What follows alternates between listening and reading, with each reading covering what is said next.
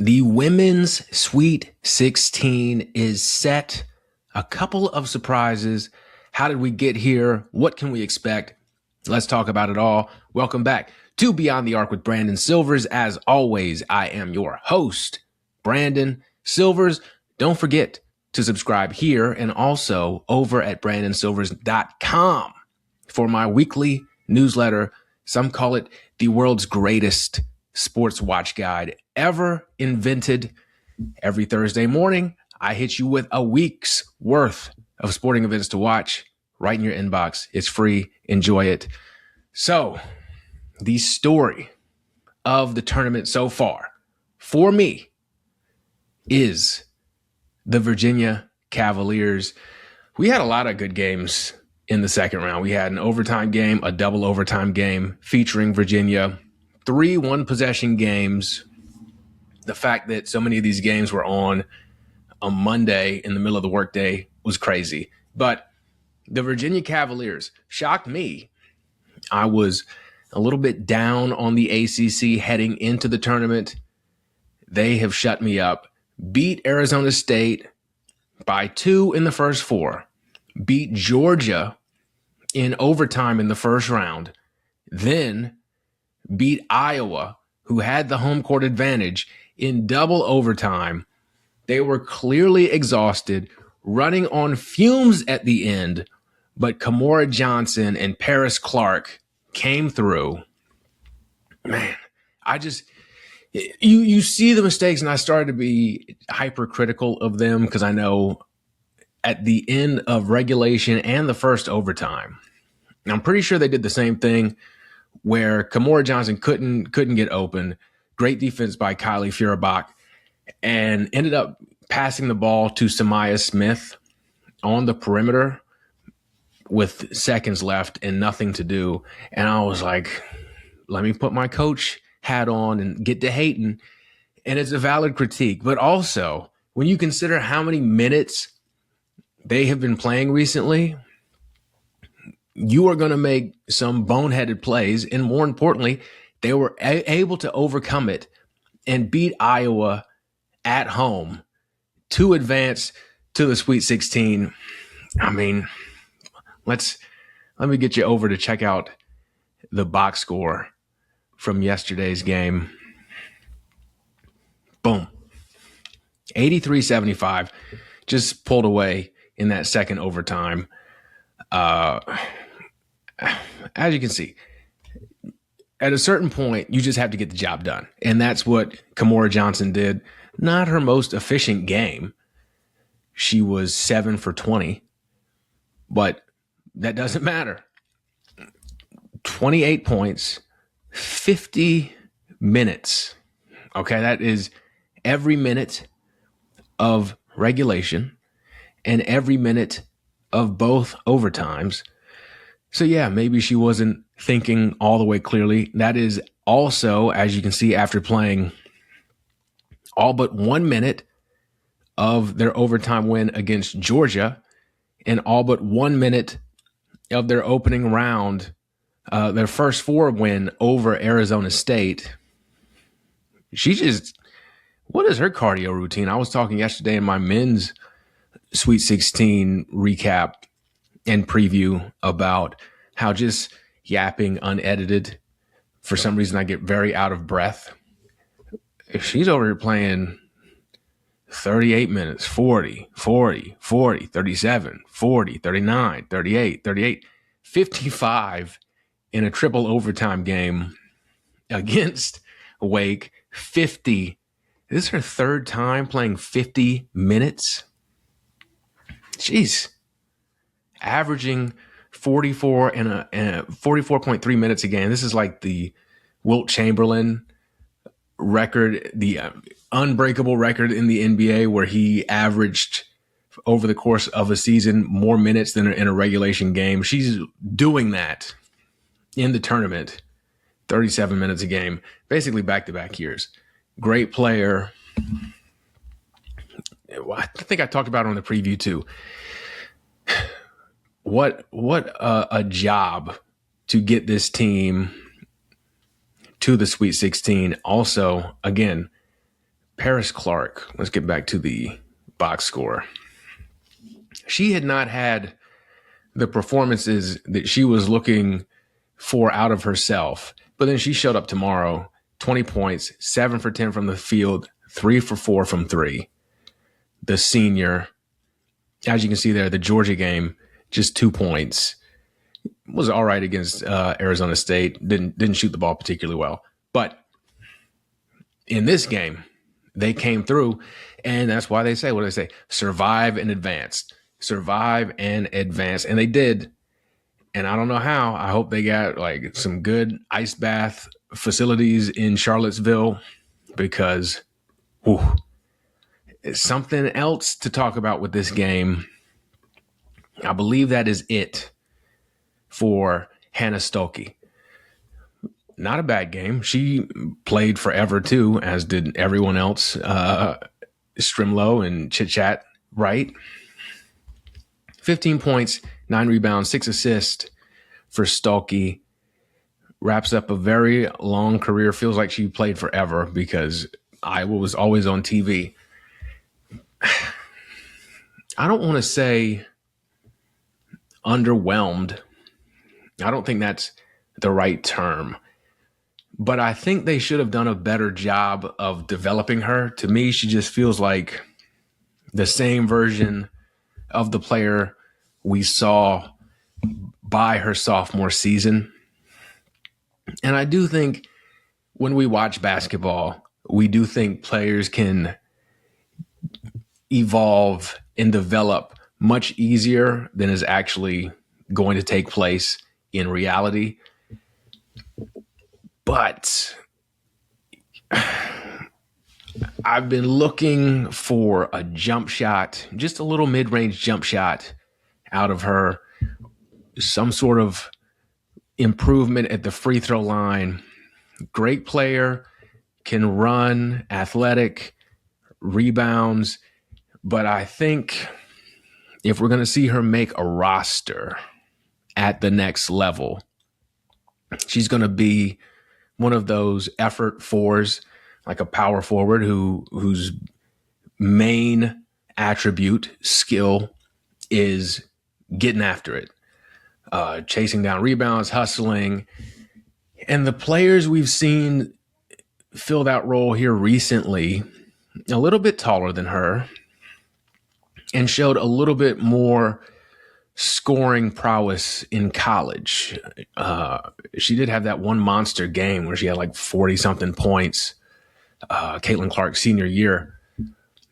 But we haven't really seen that from her consistently. I'm thinking of Angel Reese. I'm thinking of, which is funny, I know Iowa fans probably just had a heart attack. I'm thinking of Aaliyah Edwards. I'm thinking of, even kind of right now, Kiki Iriafen. I see that as her mold, but I don't know if she's quite on that level because, number one, they all rebounded better than she did at this level at college. And number two, they were a little bit more reliable scoring, whether it was off offensive boards, something on the low block, a little mid-range jumper. I just don't know why we never saw that even begin to really develop with her. So again, great career, great player. Just looking ahead now that the CBA stuff seems to be settled, and I'm assuming she's out of eligibility. I'm going to be honest, it's hard to keep track of all of this with the college football players suing to play 13 years of NCAA athletics. But just looking ahead in her career, I think she could eventually make a roster. I would like to see her in AU. I think that would be a good 5-on-5 developmental league for her. I don't know if she's going to make it immediately out of this draft, especially with it's going to be chaotic, right? She's got what's working in her favor. We've got the expansion teams, but it's going to be a bit of a mess because the timeline is going to feel a lot more compressed because free agency isn't starting for another week or two. And we would have already had some answers on some things we don't have. So I think at some point she could do it. I think Iowa could have been a little bit better for her in terms of her development so that maybe this wouldn't be the question mark for her career. But overall, Virginia is the story. They came out and won. I think it is so tough to do that. And we're going to talk about that. But to go into an arena like that and pull it off, and you've played 400 minutes in 3 games, that's crazy. So let's see. All right. The next story for me, let's get us back in the NCAA brackets. The next story for me, the dominance of the number 1 seeds we see right here. I don't really put a lot on the 116 games because the talent disparity is still so great. It is what it is. So I always look to the second round games. That dominance there means something to me. UConn, Syracuse. AZ Fudd more than doubled up Syracuse at halftime of that game. It was 12 Syracuse, 26 AZ Fudd. And I think Sarah Strong had 14 at halftime too. This is just, if you're new to the sport, this has just been the majority of my lifetime of UConn just doing this. Apparently, the majority of Syracuse coach Felicia Leggett-Jack's lifetime too, because she was very tired of seeing them in her draw. I think she's played them twice as the coach at Syracuse. And Deasia Fair, they actually played them pretty close. That was the year they were the 3 seed. UConn was the 3 seed, and Deasia Fair kept it within double digits, I'm pretty sure. And I think they saw them again when Coach Leggett-Jack was at Buffalo too. And she says, I'm tired of seeing them. And I can't blame her because that was a beatdown. And Syracuse had a good year. They beat Iowa State round 1.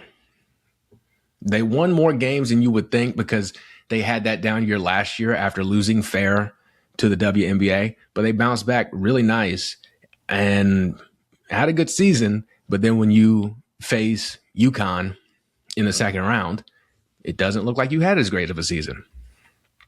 More dominance, second by the number 1 seeds in the second round. South Carolina, Southern Cal. You know I'm a Gamecock fan. Dawn has this thing where no matter how nervous you feel regular season, things aren't quite clicking. You don't know, can they do it? Come March, she's going to have them put out the most dominant performance of their season. This reminded me of 2 years ago when they won the title, second round against North Carolina. And they just came out and drilled North Carolina. Southern Cal survived the too late buzzer beater against Clemson to win that game in overtime to face South Carolina for the second time this season. Again, no Juju Watkins. I mean, Juju certainly would have helped, but I don't know who is beating South Carolina when they look that good. Agat Makir has very quickly become my favorite player to watch. She never quits. She is always going. Defensively, I feel like she deflects everything. Her arms are, I'm trying to show on the screen, which isn't always good for an audio medium.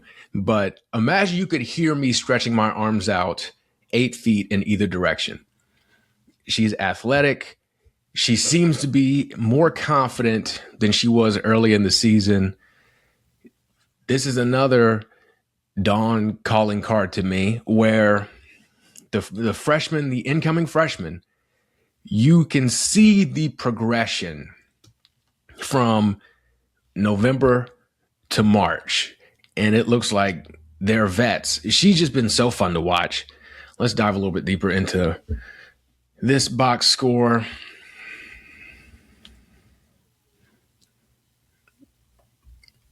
Let me share the right tab. So, as you can see, good offensive game for her too.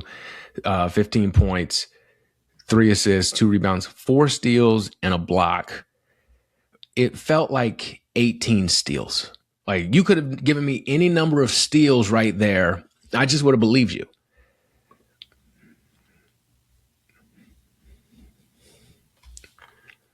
So even the first round game, 16 threes across the board, 3 rebounds, 3 assists, 3 steals, and a block. That's huge for her. Even with it being against a 16 seed, that's a confidence booster for a freshman. And Gotti, as they call her, I feel old saying that. My goodness. Oh, pass me the Metamucil or Werther's, because you should just be taking Metamucil, period. Up your fiber intake. But you get a career high and almost get another career high back-to-back games. Good percentage, shooting a good percentage from the field. Yeah, she had not scored double figures against a power 4 opponent until yesterday against Southern Cal.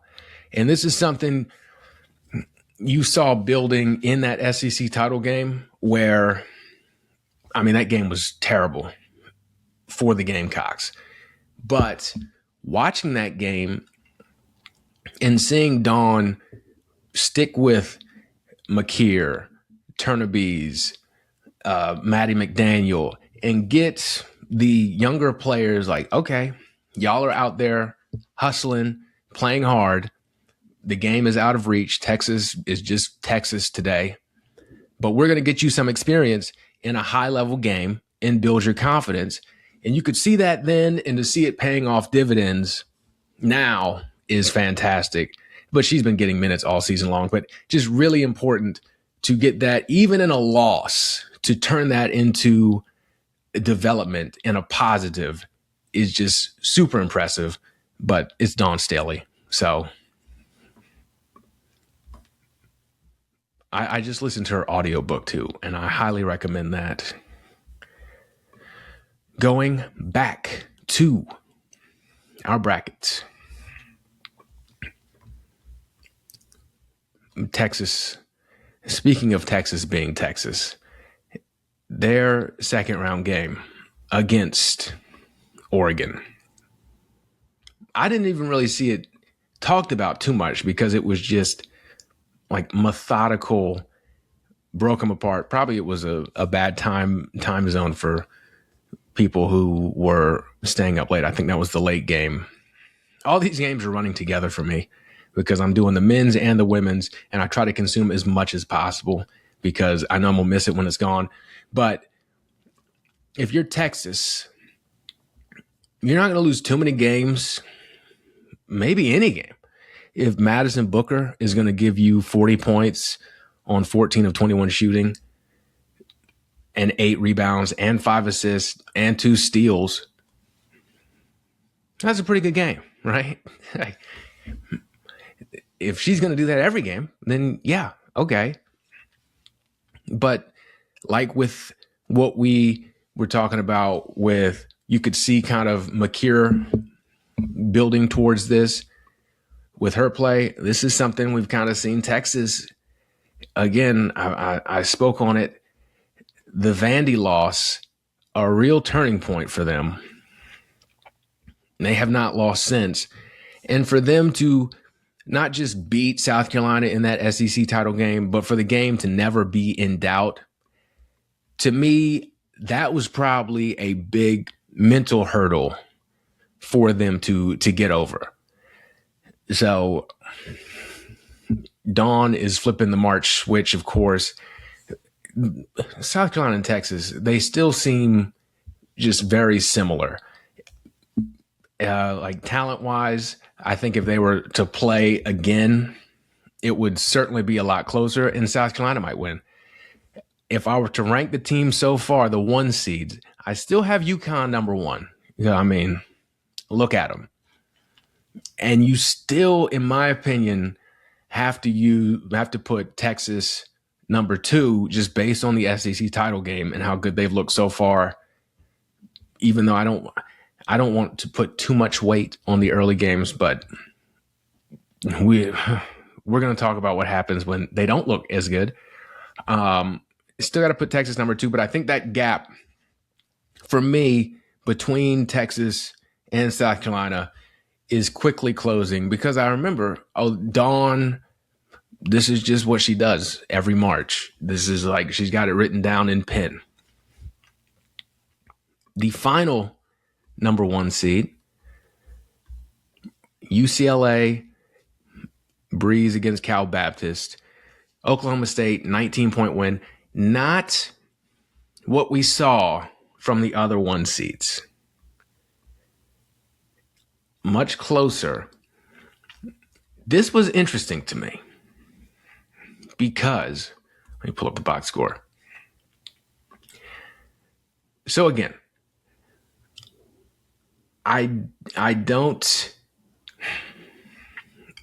put too much on the good parts of 1 seeds in these first 2 rounds, because you're at home, you've got the talent disparity, you're a 1 seed. I mostly look at it to confirm that you are dominant. 3 of those teams did that. The one that didn't was UConn. Why was that a problem? As you can see, jumped out the gate 21-6. I mean, I was watching this game and I was like, might be time to head on to bed. This was a late game too. Oklahoma State, thanks for coming out. Your coach, Jamie Hoyt, with the pleather get up.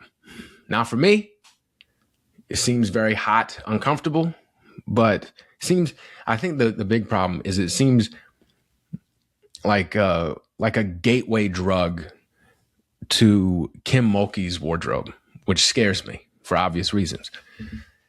Wasn't for me though.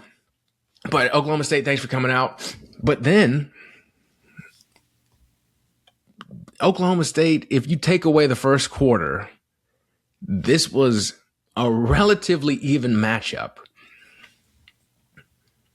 And it felt like a combination of coaching and coasting, which has been the alarm bell that sounded for UCLA through the Lauren Betts era. Not that it's Lauren Betts' fault, but since they've been there and they've had these expectations, because with Lauren Betts, you get expectations. That has been the thing where you're like, they're a great team. I'm 33-1. Let's be for real. But are they UConn, Texas, South Carolina good? Or are they just a half a tier below? Do you trust them in March? And teams coast sometimes. But I do get concerned when I see teams coasting in March when it's one and done. Because if you act like it's a switch you can flip on and off, sometimes the switch doesn't flip on. Sometimes it stays off. What happens when it stays off against a team that is equal in talent to you or better than you? I mean, how many teams are more talented than UCLA? Probably not many.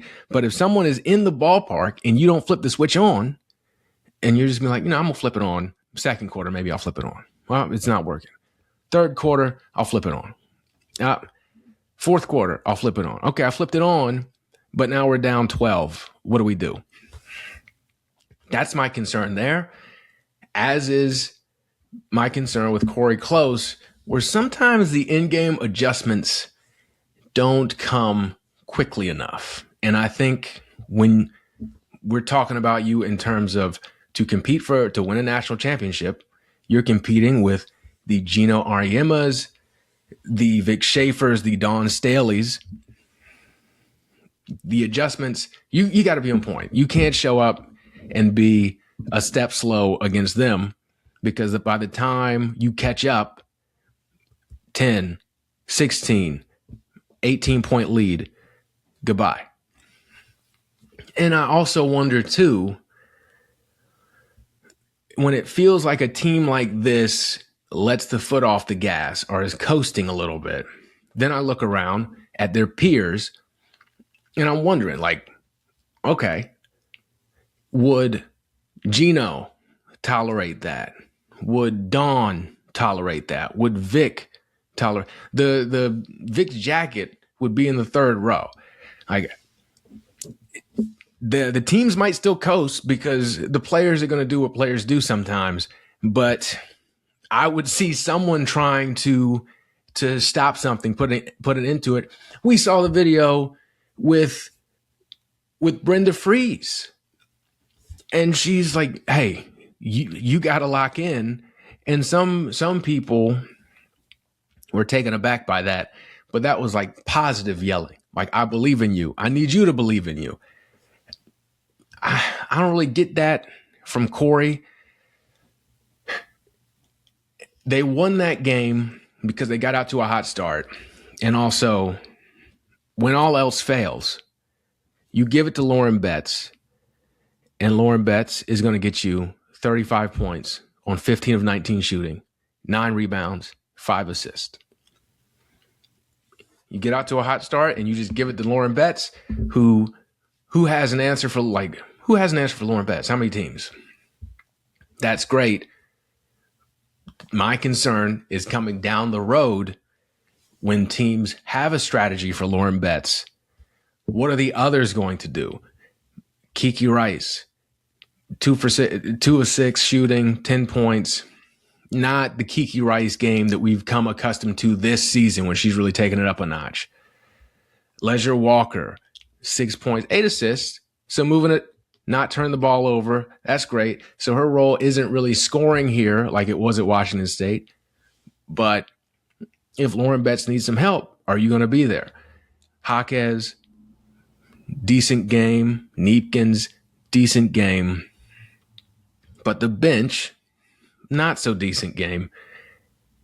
They need more consistency out of these players in terms of both effort and production. And the bench is looking a little thin as well. Those are my concerns with UCLA. But again, it's all relative because they're still a 1 seed. Who could take them down? I don't know. We'll talk about it. Let's also talk about, should the top 4 seeds have home court advantage through the first 2 rounds? This has been a talking point that I've seen come up more than usual, I feel like, this season. For me, yes, if for no other reason than the crowds were incredible. Okay, there were a lot of close games, and the crowds were into it, even the crowds that had to show up at 2:30 on a Monday to cheer. So, yes. Also, we need to reward teams for winning. That's important. It also reflects the disparity, the talent disparity within the sport, and what you're going to need to overcome if you're going to beat the top teams later in the tournament. If Michigan State can't beat Oklahoma in the city of Norman because of the crowd, do you think they're going to beat South Carolina at a neutral site in the Sweet 16? Especially since, I don't know if you've been to a neutral site or a road game for South Carolina, UConn, Texas, these huge basketball programs. A neutral or road game, a neutral site game, or a home game for you could feel like a road game when these schools are coming to town, because these fan bases travel. South Carolina, Dawn took them to Paris, the FAMs. They were eating croissants or whatever, looking for Turnabes to recruit her. So if you can't win in round 1, round 2 on the road, well, maybe you're not good enough. I think that we did see the crowd play a factor in a couple of these games. The one that really stood out was the Louisville, Alabama game. That was incredibly close. As you can see, 1-point game. I think being at the Yum Center or the KFC Yum Center, I forget what they call it. I think that played a role in helping Louisville win, but also how far was Alabama going to go? Because their main problem, which is something I've noticed with these teams, if your primary and best 3-point shooter shoots set shots, you are going to be limited in these late game situations because that takes too long to get off, and your coach is drawing up a play for you to get a set shot. We're taking so long. You're not getting it off. They did get, who was it? Carly Weathers hit one, banked it in. But that's a bigger problem to me. Recruit players who can shoot off the dribble. That's a bigger problem to me than playing on the road. But good season for Alabama. Y'all just weren't good enough. If you're not beating Louisville at home, you're probably not going to beat Michigan in the Sweet 16, like I was saying before. That definitely played a role in the Oklahoma-Michigan State game. Be better. That's what it comes down to for me. So, the teams who are good and good enough to overcome it, they do. We've got Virginia here. We've got Notre Dame. Shocked me. Shocked Ohio State. We've got Kentucky, who also shocked me. I thought West Virginia would out-tough Kentucky. Kentucky showed up to play. Shout out to them. Ruined my bracket. That hurts, but it is what it is. But the teams that are good enough to overcome it, those are the true contenders anyways. And I do think you need to reward teams for having good regular seasons and earning high seeds. So it is what it is. And the crowds are awesome. And that's what matters. We need good environments. I think both teams can feed off a good environment. If you're good and you're on the road, you want to shut the crowd up. So that should be your motivator. Not very X and O's, but I like to balance it out some. Speaking of my bracket, let's check it out. See how I'm doing. I'm in the 48.6th percentile. Let's talk about why. Let's talk about my regrets, what I feel good about. Maryland, North Carolina. This was another one we just talked about. Brenda Free, she almost pulled it off with the coaching job. I was hoping. Just kind of fell apart at the end. That credit to North Carolina. I just always believe in that March Freeze magic. The Ohio State Notre Dame game. This was a great game. Jelani Cambridge, 41 points for Ohio State. I think just a little bit younger team. Notre Dame has been there before. That's what that seemed to be the difference to me. Because, we talked about Madison Booker scored 40 and they won by 42. Did not happen that way for Ohio State. They lost by 10 with someone scoring 41. That's because you just didn't have enough else going on. And I think that was mostly an experience gap more than a talent gap. And also Hannah Hidalgo gives you a chance no matter what. I didn't pick any upsets in the first round. Okay. The USC Clemson game I talked about, I was sweating that out. I try not to pick Clemson ever in my life. So when that shot went in, I thought it was good. And I thought it was an and one. And I prayed to my God and several others. And it worked out. I did have Michigan State over Oklahoma. But you could, you can kind of see when teams get overwhelmed by the environment. And that's what happened. That's what I was seeing as a certified body language expert. That's what I was seeing in this game. And Oklahoma took full advantage of that. It's my upset pick of South Dakota State over Washington. Dead wrong. Washington also almost upset TCU. This is where all my problems are right here. Virginia, I don't mind this because I like a Cinderella run. So that's fine, but this has ruined this little quadrant of my bracket. I was sweating out this Louisville game for Alabama too.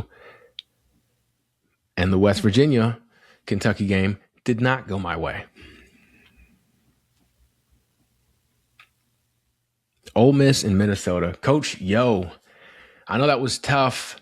I know everyone points to the officiating. I get that. Also, though,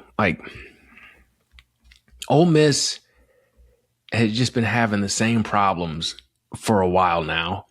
And their offense, it just gets bogged down at the worst times. Y'all might not even have to play Minnesota.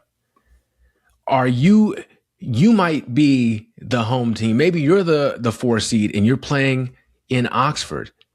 If your offense doesn't get bogged down the way that it does, I'm thinking back to the LSU game where the fourth quarter, the water just shut off and LSU came back to win. This is just the story of Ole Miss. It's gotten better. Getting Cody McMahon helped.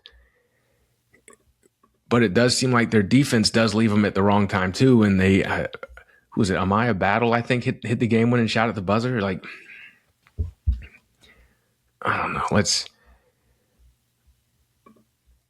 So, as you can see, Cody with the fouls, that was crazy. She fouled out 21 minutes. It definitely will make a difference. I'm not going to tell anybody not to complain about the refs. I'll complain about the refs. It would make a difference if she would have been out there. Yes. But, again, this is like what I'm saying with the teams that, we can't, it's an unfair advantage that we have to play a true road game in the tournament. If your offense, which it has been a lot this year, is Cody McMahon or bust, you have a ceiling on you anyways. So as great of a player as she is, how far is she going to lift the team? Even if she's playing, is she going to make it to the Elite Eight? Probably not. You need more players stepping up. And that's just kind of been the Ole Miss thing. They're slowly moving in the right direction, but we're not there yet. So Minnesota won. Then, just to show y'all, like I did with the men's bracket, let's check out my dog Kobe. If you've seen him on YouTube or TikTok with his Beyond the Bark, where he picks NFL games, he also does a bracket, and I will place the food relative to the team's seeding to help him out a little bit. He does have the Gamecocks winning the national championship. He is a very good South Carolinian. His Final Four, he's got South Carolina over UConn, still alive. He's got Baylor over Louisville. That is not still alive. I am currently beating him. He's in the 18.8 percentile. So I got that going for me. But yeah. All right. Let's see what we've got going on with these Sweet 16 matchups. Starting off Friday, call out of work. Notre Dame, Vandy. If you liked the Hannah Hidalgo, Jelani Cambridge matchup, can I interest you in the Hannah Hidalgo, Michaela Blake's matchup? That should be electric. I am curious to see how SEC Freshman of the Year Aubrey Galvin handles Hannah Hidalgo's defense, or maybe Shea Ralph uses Blake's as the primary ball handler. I don't know. Should be interesting either way. Who else from Notre Dame is going to show up?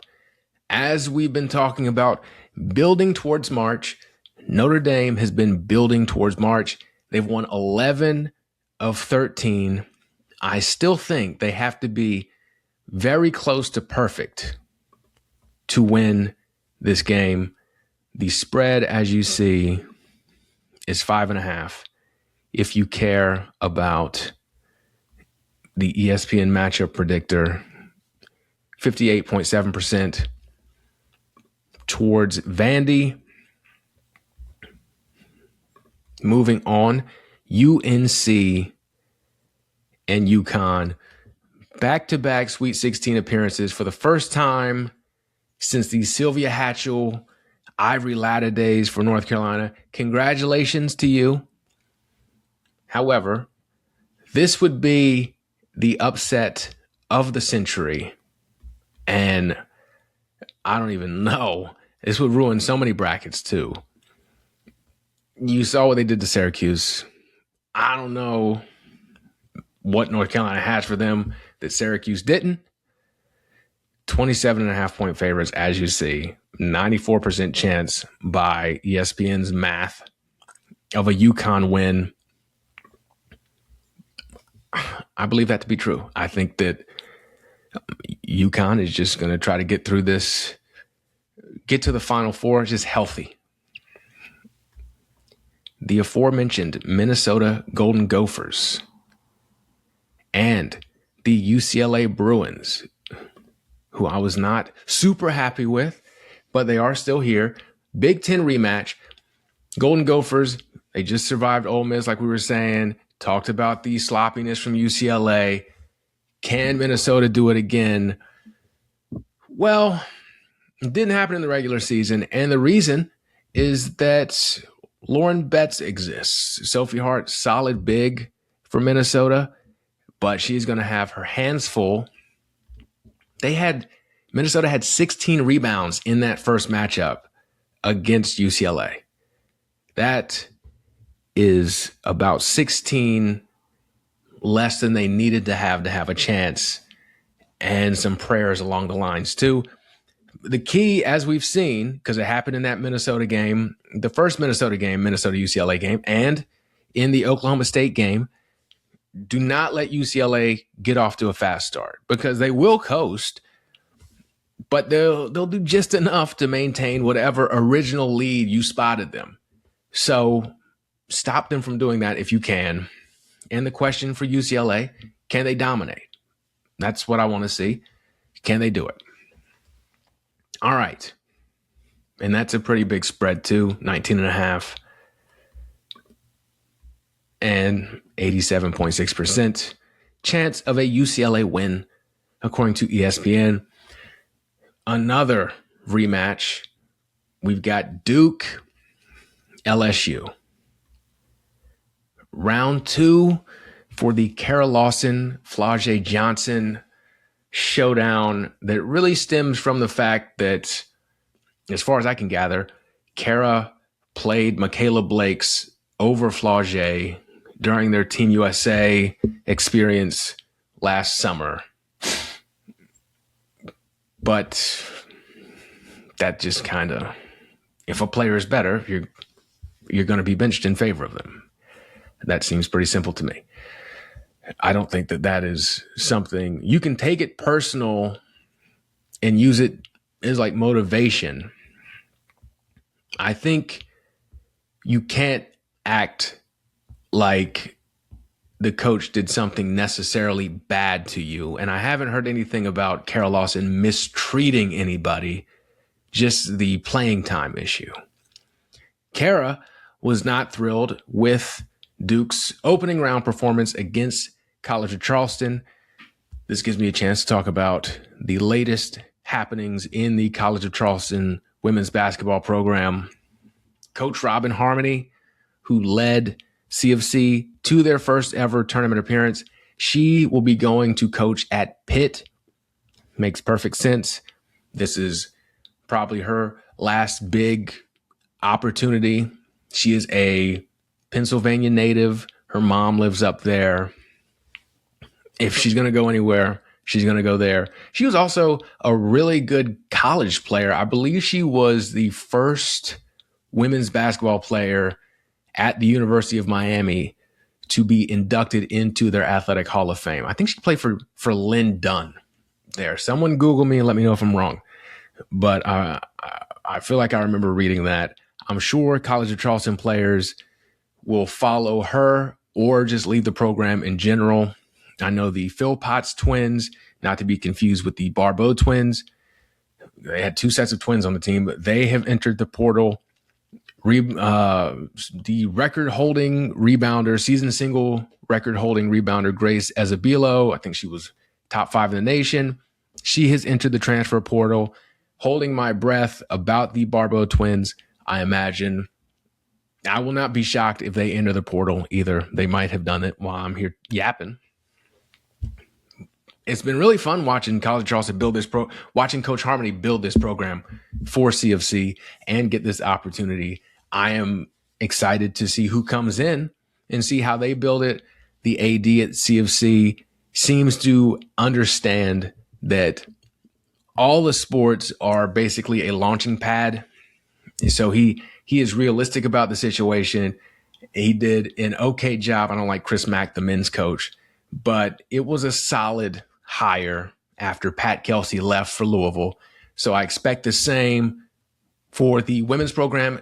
I'm excited to see who it is. Back to the Duke LSU matchup. Duke 3 seed, LSU 2 seed.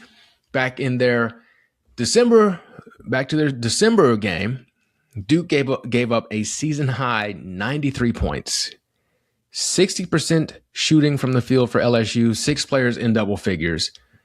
Even worse news for Duke is this was their best offensive performance against a non-ACC Power 4 opponent, and they lost by 16. This is a much different team than that team. This is a much improved Duke team. I still don't see how the final result is any different.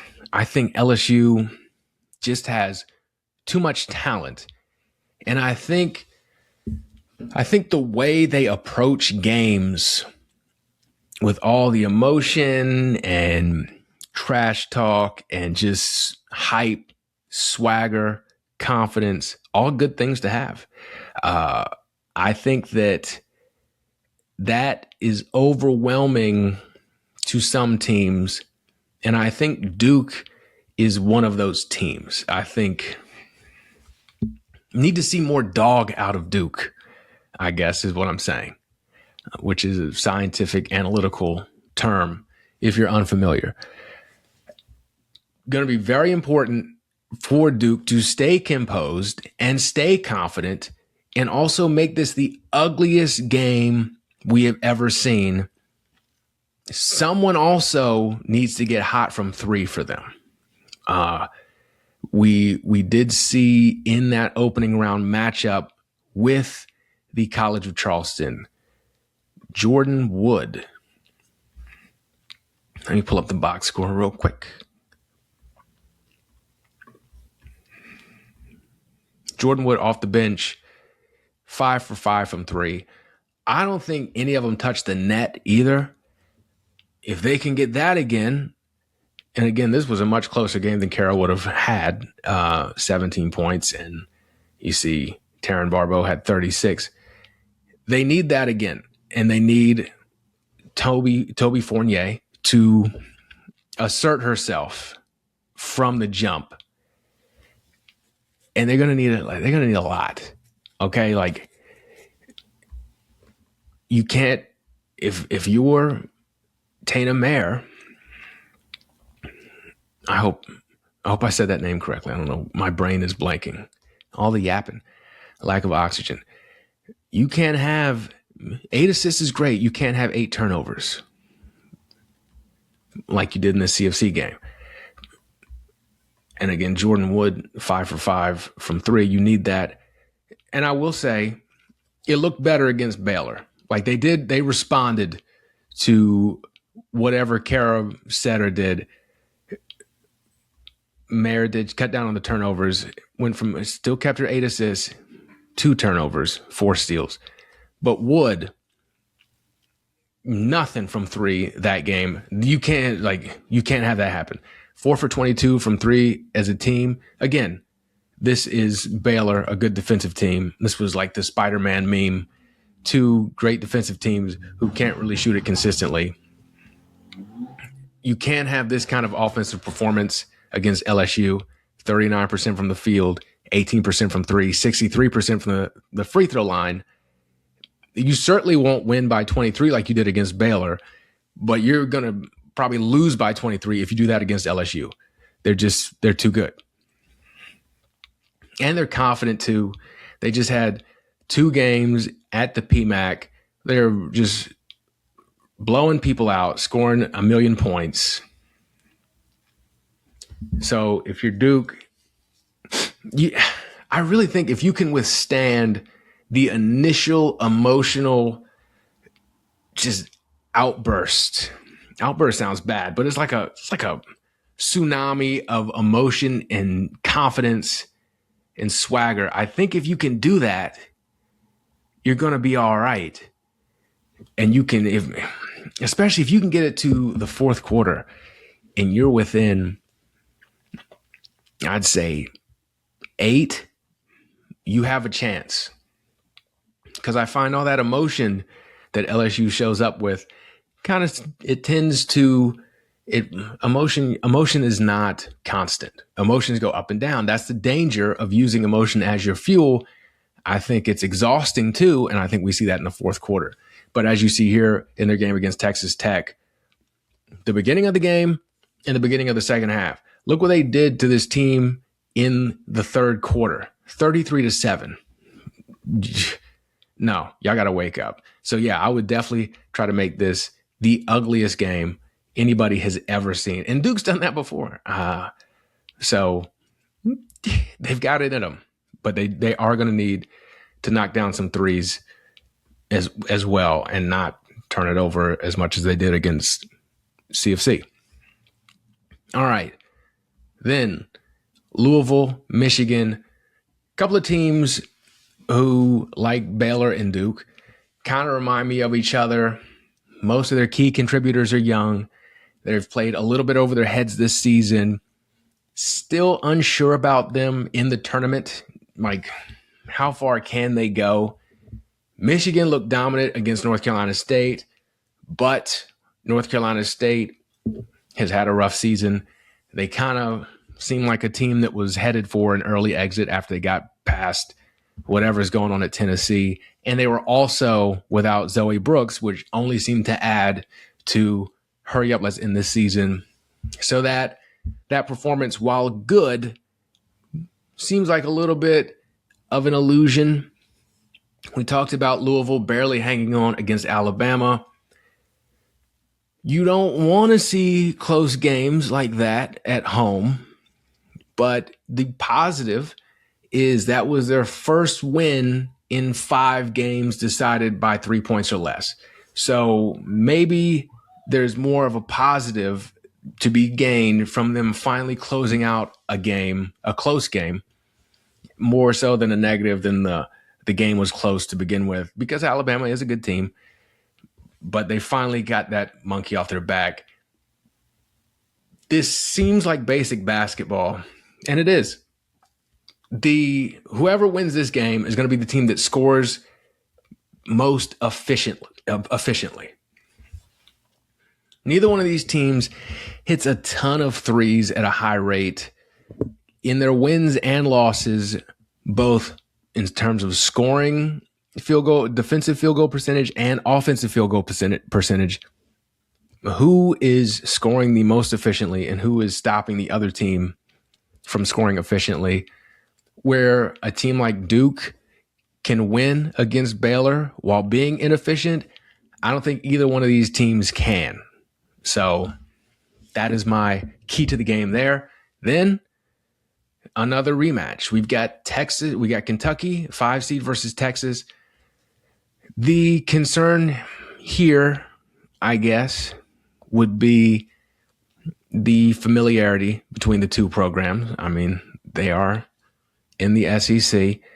I'm not really expecting anything too wild. Of course, I am the same clown who picked West Virginia over Kentucky, and so they've already proven me wrong there. But Texas won back in early February pretty easily. If Kentucky wants to upset them, then they're going to have to get as many players involved as possible. It can't just be Clara Strack and Tony Morgan or Key and Hassett. It's got to be all five. I think all five, their 5 starters average double figures. But the way their games play out, you don't always see all 5 in double figures in their bad games. Let's see. Yeah. Share this tab instead.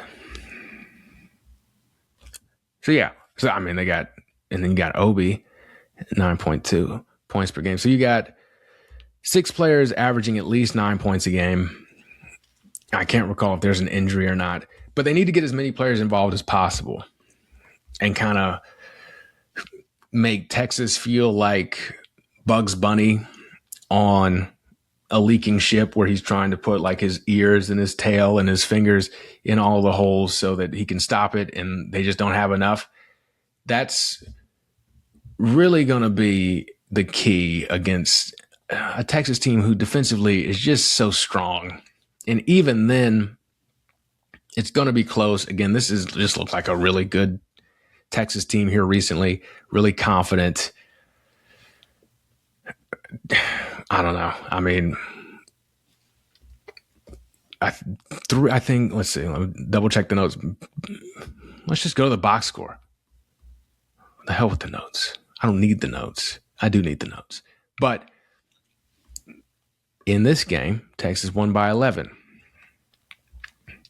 You've got 5 players averaging 6 players averaging 9+ points for Kentucky. You got 3 in double figures here. That would explain why they lost. So don't do that again. As simple as that. I was surprised again that Kentucky was not out tough by West Virginia. Texas is another team that is very tough and can out tough you and is incredibly talented. Texas, if they want to win, just play their game. Defensively, we know what they do. Much improved offensively this season. Plus, the game is in Fort Worth, so I imagine there are going to be a lot of Texas fans there. Good luck to Kentucky, okay? We're thinking of you.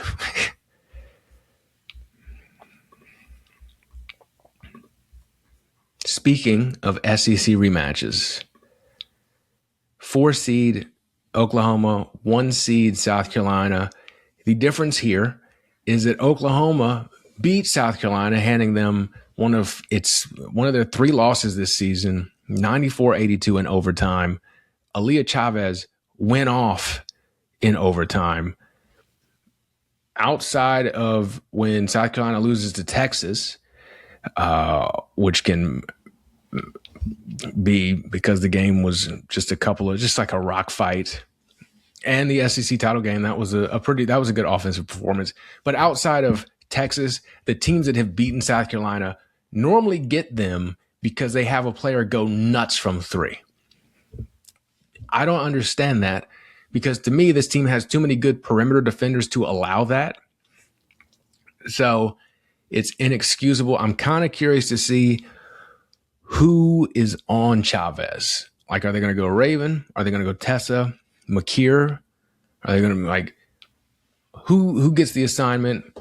How do they rotate the assignment? South Carolina looks really locked in, and Dawn's teams typically respond to losses very well. Like, they want their revenge. Connecticut last year being the exception. Connecticut's always the exception. Also, of major concern to me is Reagan Beers. What can South Carolina do? Their bigs do with Reagan Beers. Okot seemed a little overwhelmed game one, if I'm remembering correctly. Is that still the case? And it's tough too, because Beers, to me, she still doesn't quite fit in that system, and she's had good games against South Carolina in the past, both at Oklahoma and at Oregon State, and South Carolina has still overcome that. But it is easy. It is something to keep an eye on, because I don't want her performance to then open things up for everyone else. Let's go check out this box score. 94-82. Yeah, 19 points in overtime. Overtime is 5 minutes. I'd never seen anything like that defensively from them. Yeah, Okot, 6 points, 4 rebounds, 3 turnovers, 3 fouls, 17 minutes, 3 for 9 from the field. Compare that to Reagan Beers, 8 for 9 from the field, 18 points, 14 rebounds. With the bench depth in the post being what it is, you cannot afford to have a Medina Okot game like that. Not again. Again, Dawn has been playing the young ones more. Alicia Turner-Bees has been getting a lot of time. Dowda has been getting a lot of time. Dowda still is just like trying to be a big. I think she'd be a lot more comfortable offensively for sure on the perimeter. Defensively, better as a help defender, it feels like, than a on the ball post defender. Turner-Bees has been making strides, just not there yet to where I think Dawn wants to rely on her for long stretches against Reagan Beers. But again, this is Dawn's thing. So I would not be shocked either way. Oklahoma, they have to be red hot again, and South Carolina has to just come out looking slack. They didn't even come out looking slack. It was just during overtime. And then the final game, 10-seed Cinderella Virginia versus 3-seed TCU. Talent-wise, TCU is the better team. Based on grit and what we've seen in the tournament, I like Virginia. A lot of experience on both sides. With TCU, can you slow them down? Washington did and almost upset them in round 2. This is a team that loves a free-flowing game. Virginia has won a couple of ugly games here, or even like when games get ugly, they've been managing to pull it out. This has to be 40 minutes of that against TCU. Let's pull up TCU this season just to make sure we're not sounding silly. So not only the Washington game, the West Virginia game in the Big 12 title game, 62-53. There's no way in hell TCU wanted to score 53 points, and they had to score 21. They had 32 points after 3 quarters, had to score 21 in the fourth quarter to get to 53. That's not how they want to play. They don't like it. You show up, Olivia Miles goes to TCU, Haley Van Lith goes to TCU because they want to get out and run and play free-flowing, beautiful basketball, the kind of basketball I like to watch. But West Virginia, West Virginia, good Lord. The other Virginia, regular Virginia, you cannot allow that. Also, the game has to be more than just Kimura. And it has to be a lot of the team rebounding they're known for. And on top of that, if we're going to continue this Cinderella run, you have to sprinkle in a couple more threes. I don't know if you can do it, but I didn't know if you could do it before. And here you are. I think it's going to be a fantastic slate of games. Man, now I'm excited for this one. This whole weekend, except for UConn, North Carolina. That feels a little unfair. But, I mean, we could get Buster Douglas knocked out Mike Tyson. So it is what it is. But I think we got a good slate. I think we're going to learn a lot this weekend. You pay attention to the whole tournament, but now you get down to the Sweet 16, the Elite Eight, the picture becomes a lot clearer. You really get a feel for who's ready, who's not, and who out of the quote unquote contenders are pretenders.